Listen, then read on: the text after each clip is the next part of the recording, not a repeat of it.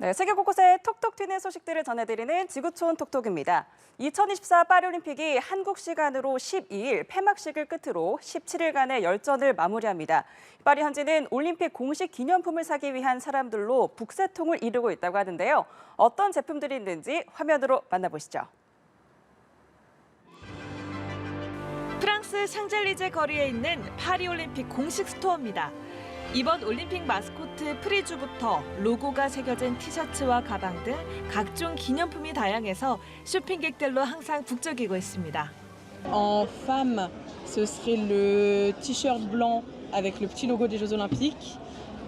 Dans cette zone, c'est la Tour Eiffel rose et la Tour Eiffel bleue qu'on n'a plus, qui est énormément demandée. 물론 에펠탑도 인기가 있지만 가장 베스트셀러는 아무래도 올림픽의 공식 마스코트 프리주입니다. 프리주 머그컵에 가방, 초콜릿에 이르기까지 무려 총 800개 이상의 제품이 있는데요. 가격은 최소 약 3만 원에서 120만 원까지 다양합니다. 아이부터 어른까지 프리주 사랑에 빠졌는데요.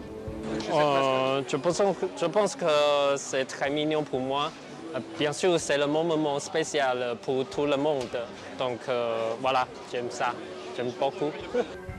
프리주는 프랑스 혁명 당시 시민군들이 쓰던 빨간 모자인 프리기아를 의인화한 것으로 자유와 해방이라는 의미가 담겨 있다고 합니다. 늘 동물을 마스코트로 사용하던 기존 올림픽과 다르게 모자를 선택한 것도 프랑스 올림픽만의 특징이었다고 하네요. 패션쇼가 열리고 있는 곳은 바로 프랑스 파리입니다.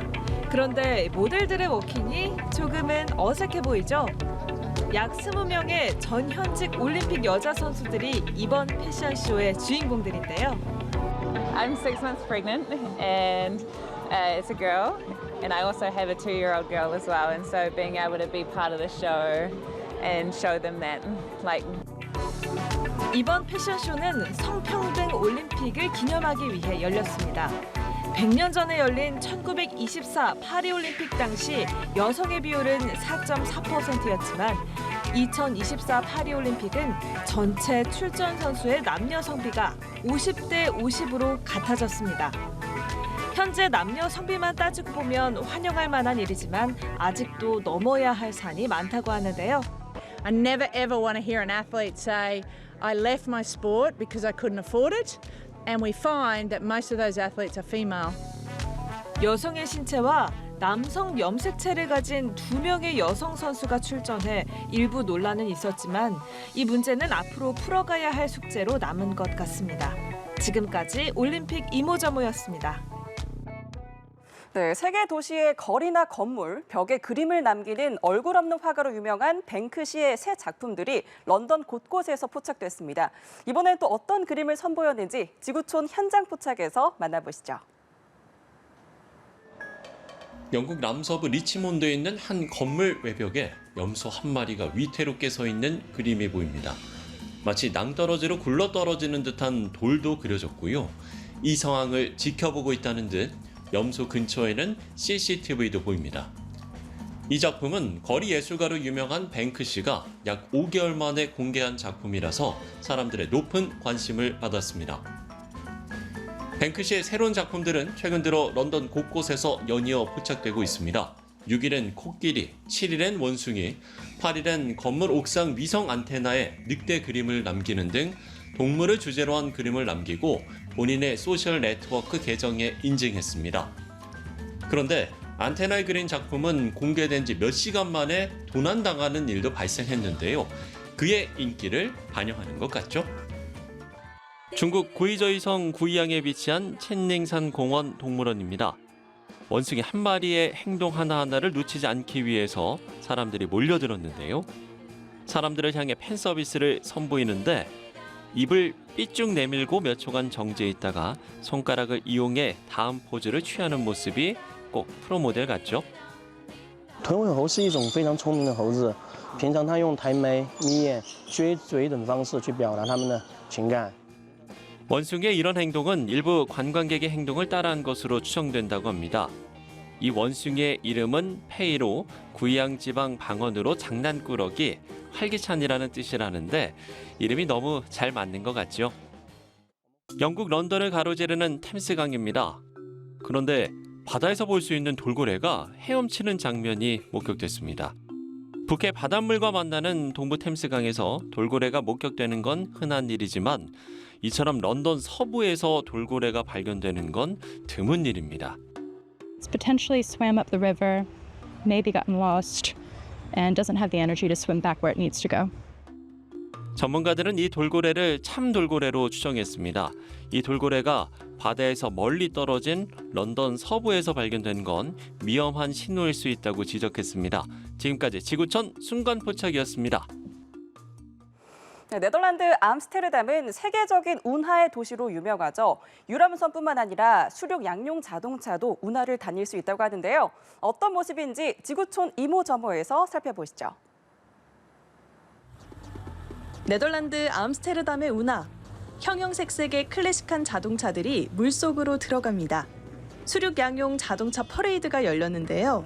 물에 들어가기 전 구명조끼는 필수겠죠?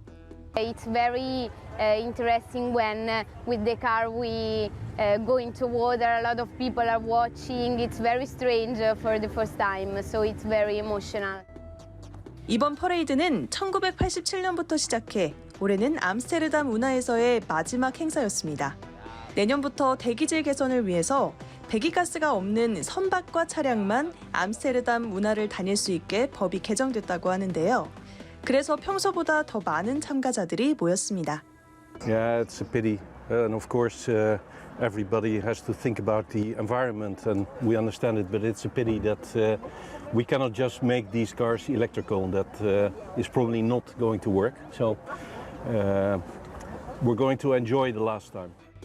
하지만 개정된 법이 네덜란드 전체에 적용되는 건 아니라서 내년엔 겐트와 가까운 벨기에에서 열린다고 하니까 너무 아쉬워하진 않아도 되겠죠?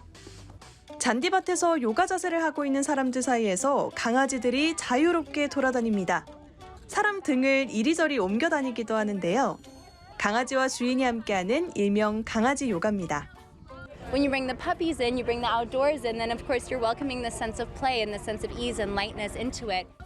동물과 함께하는 요가는 사람과 어울리기 좋아하는 동물에게는 유대감을 줄 수 있고 사람도 정서적 안정을 느낄 수 있는 장점이 있다고 하는데요.